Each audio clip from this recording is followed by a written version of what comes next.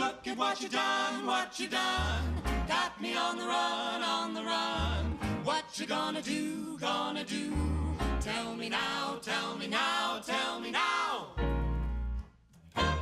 First you say you do, and then you don't. Then you say you will, and then you won't. You're undecided now, so what are you gonna do? Now you wanna play, and then it's no. Then you say you'll stay, that's when you'll go. You're undecided now, so what are you gonna do?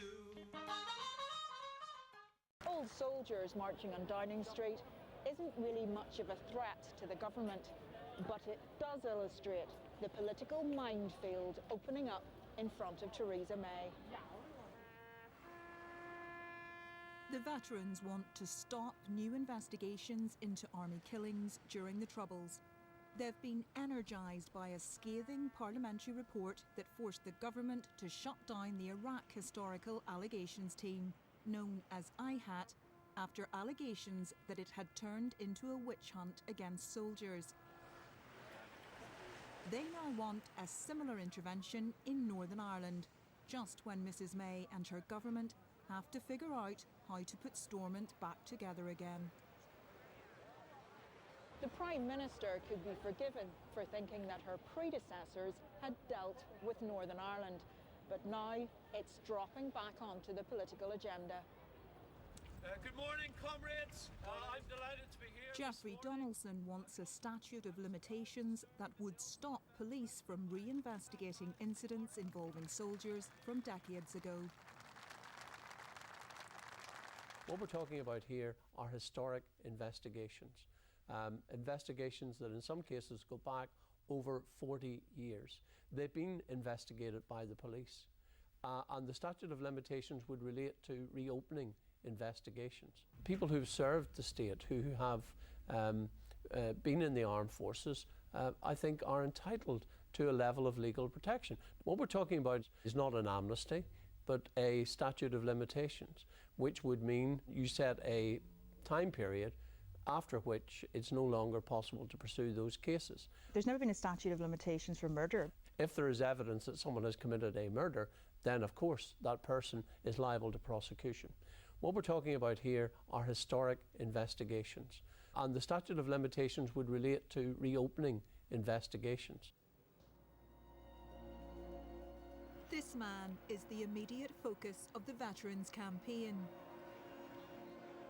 Dennis Hutchings, like the other former soldiers, is angry.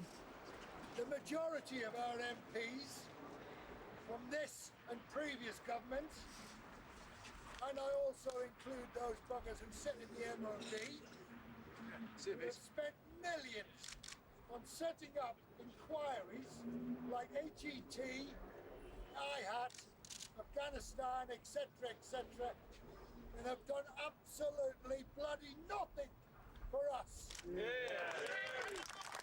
Well, today is wake-up day for them, because the vast majority of the people of this United Kingdom support us. In the case of Northern Ireland, 90% of deaths were caused by terrorists. And it's essential that the justice system reflects this. It would be entirely wrong to treat terrorists more favourably than soldiers or police officers. And in Portadown, the leader of unionism told victims at a campaign rally that she will not tolerate the pursuit of the security forces. I would rather be out of power for a generation than in power on the backs of those people who give everything to serve our community. Those who defended us, those who put themselves between us and the terrorists. I am not going to allow those people to be sacrificed on the altar of political expediency. Hear, hear. I have to say.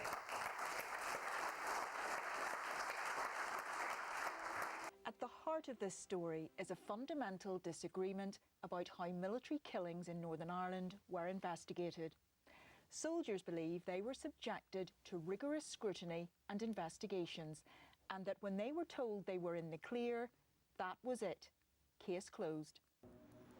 He says that's mainly because of the efforts Tony Blair's government put into dealing with IRA fugitives. Back Back in 2001, the government agreed to an amnesty in exchange for decommissioning. But the Ministry of Defence didn't want the plan to include soldiers because that would equate them with terrorists. That changed 4 years later, when the then Secretary of State, Peter Hain, brought legislation to Parliament that would grant immunity from prosecution for certain Troubles-related crimes. This time, soldiers were included in the government's plans. Sinn Féin were only concerned with their side, but you couldn't legislate. I would never have been prepared to legislate in a way that gave a special status to former IRA militiamen on the one hand, but not to soldiers on the other. How could any Secretary of State do that? How could any responsible individual do that? With soldiers coming in, Sinn Féin wanted out. Just as the MOD had objected to being included with the IRA, Sinn Féin now objected to the inclusion of soldiers. The government dropped the legislation. That still left the problem of Republican fugitives, known as on-the-runs. So quietly, the government began issuing what are now known as letters of comfort. These letters were supposed to be a limited statement of fact, namely that individual Republicans were not wanted by the police. But that scheme backfired spectacularly. 3 years ago, Donegal man John Downey was found not guilty of the 1982 Hyde Park bombing. IRA terrorists have carried out 2 lethal bomb attacks in London.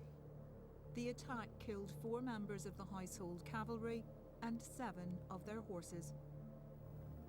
7 army musicians were killed by a bomb at Regent's Park the same day. Downey had been wanted by police because fingerprint evidence was suspected of linking him to the Hyde Park attack. He pleaded not guilty and was acquitted because he received a letter from the government saying he was not wanted for any offences. We certainly haven't been pushing for a statute of limitation. We've been listening to the arguments for it. We have been sympathetic with the reasoning behind it. But we have to be very careful that you don't end up in a situation where you're actually by the back door giving an amnesty to people who frankly committed some of the most heinous crimes anywhere. And I could not be a party to that, and we have to be very careful about all of that.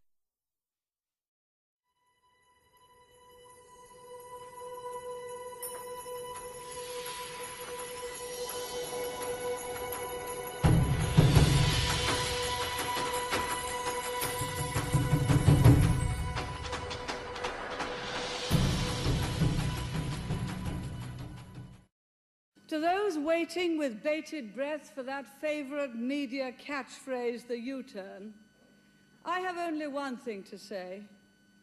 U-turn if you want to.